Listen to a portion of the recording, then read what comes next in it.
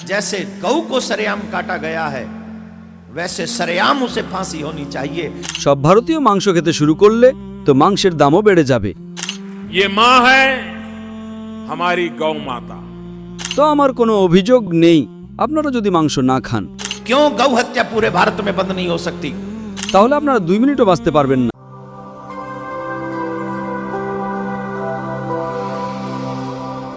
আমার নাম আনন্দ কারওয়া, পেশায় আমি একজন সিএ। আমি ডক্টর জাকির সাহেবকে দুবাই থেকে চিনি। সেখানে আমার একজন মুসলিম বন্ধু ছিল, সে আপনার সম্পর্কে আমাকে জানিয়েছিল। আমি আপনাকে ধন্যবাদ জানাই যে আপনি ইসলাম সম্পর্কে অনেক ভুল ধারণা দূর করেছেন। মুসলমানদের সম্পর্কে আমার কাছে যে ভালো কথাগুলো মনে হয় তা হলো মুসলমানরা বেশিরভাগ সময় মিথ্যা বলে না, কাউকে ধোঁকা দেয় না, অন্যের টাকাও আত্মসাৎ করে না। কিন্তু আমার অনেক কষ্ট লাগে, কারণ আমাদের ধর্মে গরু হলো গৌমাতা। আমার মুসলমানদের কাছে একটা কথা জানার আছে যে তারা গরুর মাংস কেন খায়। আনন্দ ভাই প্রশ্ন করেছেন। তিনি বলছেন যে তিনি আমাকে দুবাই থেকে চেনেন মাশাআল্লাহ, এবং কয়েক বছর ধরে আমার লেকচার শুনছেন। আর তিনি বলছেন যে তার অভিজ্ঞতা অনুযায়ী তিনি মনে করেন যে মুসলমানরা ভালো মানুষ, সত্য কথা বলে, মিথ্যে বলে না, কারো টাকা আত্মসাৎ করে না। কিন্তু একটা তার কষ্ট লাগে, গরু হলো হিন্দুদের গৌমাতা, আর মুসলমানদের সম্পর্কে একটা বিষয় যা খটকা লাগে যে মুসলমানরা গরুর মাংস কেন খায়, এটা তার প্রশ্ন। হ্যাঁ, আমি প্রথমেই বলতে চাই ভাই সাহেব আনন্দজি, যে একজন মুসলমান ভালো মুসলমান থাকতে পারে শতভাগ নিরামিষভোজী হওয়ার পরেও। একজন মুসলিম একজন ভালো মুসলিম হতে পারে একজন সম্পূর্ণ নিরামিষভোজী হওয়ার মাধ্যমেও। সম্পূর্ণ নিরামিষভোজী হওয়ার পরেও একজন মুসলমান শতভাগ ভালো মুসলমান থাকতে পারে। কিন্তু যেহেতু আল্লাহ সুবহানাহু ওয়া তাআলা আমাদের রব, আমাদের সৃষ্টিকর্তা, কোরআন মাজিদে আল্লাহ তাআলা বলেছেন, সূরা মাইদা সূরা নম্বর 5 আয়াত নম্বর 1 আল্লাহ তাআলা বলেছেন যে আপনারা ওই চতুষ্পদ প্রাণীদের মাংস খেতে পারেন যাদের আমি অনুমতি দিয়েছি। আল্লাহ তাআলা বলেছেন সূরা নাহাল সূরা নম্বর 16 আয়াত নম্বর 5 যে আপনারা গবাদি পশুর মাংস খেতে পারেন। কোরআনে উল্লেখ আছে সূরা মুমিনুন সূরা নম্বর 23 আয়াত নম্বর 21 যে আপনারা গবাদি পশু থেকে আপনারা পান দুধ, তাদের থেকে পান আপনারা উষ্ণতা, আর আপনারা এদের মাংস খেতে পারেন। তো যখন আল্লাহ সুবহানাহু ওয়া তাআলা আমাদের সৃষ্টিকর্তা, আমাদের মালিক বলছেন যে আপনারা মাংস খেতে পারেন, তো কেন আমাদের খাওয়া উচিত নয়? কিন্তু আপনারা অন্য পশু জবাই করতে পারেন, আমাদের গৌমাতাকে কেন? ভাই আপনি উত্তর শুনুন। তারপর জি আমি আপনাকে চেষ্টা করব বোঝানোর জন্য যে আজকের বিজ্ঞান এটা বলে যে আমাদের শরীরে আমাদের প্রোটিনের প্রয়োজন আছে, অন্তত 23টি অ্যামাইনো অ্যাসিডের প্রয়োজন আছে। এই 23টির মধ্যে 8টি অ্যামাইনো অ্যাসিড আমাদের শরীরে তৈরি হয় না। সেগুলোর জন্য এটা আবশ্যক যে আমাদের খাবারে আমাদের এই অ্যামাইনো অ্যাসিডগুলো পেতে হবে। এমন কোনো নিরামিষ, এমন কোনো শাকসবজি নেই যার মধ্যে 8টি অ্যামাইনো অ্যাসিডই উপস্থিত আছে। মাংসে, গোস্তে 8টি অ্যামাইনো অ্যাসিডই উপস্থিত আছে। একে বিজ্ঞান বলে সম্পূর্ণ প্রোটিন, সম্পূর্ণ খাবার। আজ বিজ্ঞান এটা বলে যে মাংস জাতীয় খাবারে, গোস্তে প্রোটিন আছে, নিয়াসিন আছে, ভিটামিন B1 আছে, এতে স্বাস্থ্য ভালো হয়। আর আজ আপনারা দেখবেন যেসব প্রাণী যারা নিরামিষভোজী, যারা শুধুমাত্র শাকসবজি খায়, ভেড়া, ছাগল, গরু, আপনারা দেখবেন এই প্রাণীদের দাঁত, এদের চ্যাপ্টা, তাদের নিরামিষভোজী প্রাণীদের দাঁতের গঠন আছে। এরা শুধু শাকসবজি খায়, মাংস খেতেই পারে না। যখন আপনারা দেখবেন মাংসাশী প্রাণীর দাঁত, বাঘ, সিংহ, চিতা, তাদের তীক্ষ্ণ দাঁত থাকে। এরা শুধু মাংস খায়, শাকসবজি খেতেই পারে না। যখন আপনি নিজের দাঁত আয়নায় দেখবেন তখন ভগবান, ঈশ্বর, আমাদের সৃষ্টিকর্তা আমাদের 2 ধরনের দাঁতই দিয়েছেন, চ্যাপ্টা দাঁতও দিয়েছেন এবং তীক্ষ্ণ দাঁতও দিয়েছেন। যদি আমাদের ঈশ্বর চাইতেন যে আমরা শুধু শাকসবজি খাই, তাহলে এই তীক্ষ্ণ দাঁত কেন দিলেন মাংস খাওয়ার জন্য? আজকের বিজ্ঞান বলে যে নিরামিষভোজী প্রাণীদের যে পরিপাকতন্ত্র আছে, গরু, ভেড়া, ছাগল, আপনারা দেখবেন এই প্রাণীরা শুধু শাকসবজি হজম করতে পারে, মাংসকে হজম করতে পারে না। মাংসাশী প্রাণীদের যে পরিপাকতন্ত্র আছে, চিতা, বাঘ, সিংহ, এরা শুধু মাংস হজম করতে পারে, শাকসবজি নয়। কিন্তু আমাদের মানুষের আল্লাহ তাআলা, আমাদের ঈশ্বর ক্ষুদ্রন্ত্রও দিয়েছেন, বৃহদন্ত্রও দিয়েছেন। আমরা শাকসবজি হজম করতে পারি, মাংস হজম করতে পারি। যদি আমাদের ঈশ্বর চাইতেন যে আমরা শুধু শাকসবজি খাই, তাহলে আমাদের এই পরিপাকতন্ত্র কেন দিলেন যা মাংসকে হজম করতে পারে? সুতরাং বৈজ্ঞানিকভাবে আমাদের শরীর, আমাদের ঈশ্বর এমনভাবে তৈরি করেছেন যে আমরা শাকসবজিও খেতে পারি, মাংসও খেতে পারি। আর অনেক মানুষের ভুল ধারণা আছে যে হিন্দু ধর্মে মাংস খাওয়ার নিষেধাজ্ঞা আছে। ভাই, আপনি হিন্দু তাই না? আপনার নাম দেখে মনে হচ্ছে আপনি হিন্দু। হিন্দুই তো স্যার। জি, হিন্দুই। আপনি হিন্দু তাই না? হ্যাঁ। একদম ঠিক। আপনার নাম দেখে মনে হচ্ছে আনন্দ আপনার নাম, আপনি হিন্দু। আপনার হয়তো ভুল ধারণা থাকবে যে হিন্দু ধর্মে মাংস খাওয়া হারাম। আপনি যখন হিন্দু ধর্মীয় বই পড়েন, আপনার ধর্মীয় বইতে লেখা আছে যে আপনি গোশত খেতে পারেন, মাংসও খেতে পারেন, আর গরুর মাংস খেতে পারেন, গরুর মাংস খেতে পারেন। আপনি যখন পড়বেন মনুস্মৃতি অধ্যায় নাম্বার 5 শ্লোক নাম্বার 30 লেখা আছে যে যদি খাদক প্রাণী, যদি খাদক সৃষ্টি সেই জিনিসকে খায় যেগুলো খাদ্য প্রাণী, তাহলে আপনি কোনো পাপ করছেন না।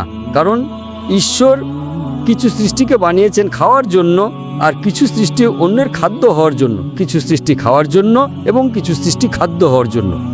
তো যদি আপনি খাদ্য প্রাণী খান তবে পাপ করছেন না। লেখা আছে মনুস্মৃতিতে অধ্যায় নাম্বার 5 শ্লোক নাম্বার 31 যে যদি আপনারা পূজার জন্য প্রাণীকে হত্যা করেন তবে কোনো পাপ করছেন না। লেখা আছে মনুস্মৃতিতে অধ্যায় নাম্বার 5 শ্লোক নাম্বার 39 এবং 40 যে ঈশ্বর কিছু প্রাণীকে বানিয়েছেন পূজার জন্য, বলিদানের জন্য। তাই বলিদানের উদ্দেশ্যে হত্যা করা কোনো হত্যা নয়। সুতরাং হত্যা করা পূজার মধ্যে হত্যা নয়। তো মনুস্মৃতি অনুযায়ী আপনি মাংস খেতে পারেন। তারপর আপনি যখন অধ্যয়ন করবেন মহাভারতে অনুশাসন পর্বে অধ্যায় নম্বর 88তে যুধিষ্ঠির, পাণ্ডবরা 5 ভাই ছিল। আপনি যুধিষ্ঠিরের নাম তো শুনে থাকবেন। যুধিষ্ঠির যে পাণ্ডবদের 5 ভাই ছিল, যুধিষ্ঠির পাণ্ডবদের মধ্যে সবচেয়ে বড় ভাই ছিল। সে ভীষ্মকে জিজ্ঞেস করে যে আমরা যজ্ঞে, পূজাতে কি খাবার দেব যাতে আমাদের পূর্বপুরুষরা খুশি হবেন। তো ভীষ্ম বলে যদি আমরা যজ্ঞে, পূজায় চাল, জব দিই তাহলে আমাদের পূর্বপুরুষরা 1 মাসের জন্য সন্তুষ্ট থাকবেন। যদি আমরা মাছ দিই 2 মাসের জন্য, যদি মাংস দিই 3 মাসের জন্য, যদি খরগোশ দিই তাহলে 4 মাসের জন্য, যদি ছাগল দিই তাহলে 5 মাসের জন্য, যদি শূকর দিই তাহলে 6 মাসের জন্য, যদি পাখি দিই তাহলে 7 মাসের জন্য, যদি হরিণ দিই তাহলে 8 মাসের জন্য, যদি ষাঁড় দিই তাহলে 11 মাসের জন্য, যদি গরু দিই তাহলে পুরো 1 বছরের জন্য আমাদের পূর্বপুরুষরা সন্তুষ্ট থাকবেন। 1 বছর। যদি আপনি মহিষ দেন, মহিষ, তাহলে 12 বছরের জন্য।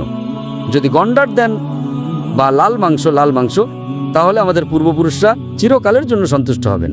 পুরো মেনু আছে মহাভারতে, হিন্দু বইতে পুরো মেনু আছে। কি চান? শাকসবজি, মাছ, মাংস, খরগোশ, হরিণ, গরুর মাংস, গরুর, খাসির সব আছে। আপনি যদি বেদ পড়েন, বেদেও লেখা আছে যে সাধু সন্ন্যাসীরা মাংস খেতেন, গরুর মাংসও খেতেন। তাহলে আপনি কেন বলছেন যে মাংস খাওয়া হারাম? কারণ অনেক হিন্দু মানুষ অন্যান্য ধর্ম দ্বারা প্রভাবিত হয়েছিল।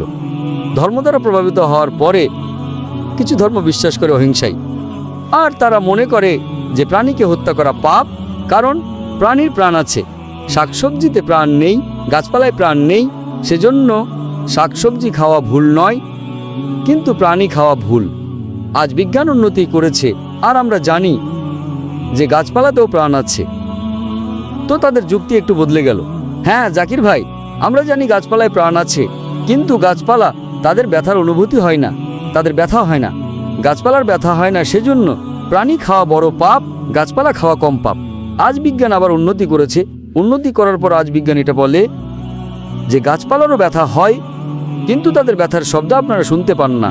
আমরা মানুষ শুধুমাত্র 20 সাইকেল থেকে 20,000 সাইকেলের মধ্যবর্তী কম্পাঙ্ক শুনতে পারি, এর নিচে এর উপরে শুনতে পারি না। তারা চিৎকার করে কিন্তু আমরা তাদের শব্দ শুনতে পাই না। তো এক ব্যক্তি আমার সাথে সবচেয়ে বেশি তর্ক করল আর বলল যে জাকির ভাই, আমি মানি যে গাছপালায় প্রাণ আছে, গাছপালায় ব্যথা হয়, কিন্তু গাছপালায় শুধুমাত্র 2 বা 3টে ইন্দ্রিয় আছে, প্রাণীদের 5টি ইন্দ্রিয় আছে।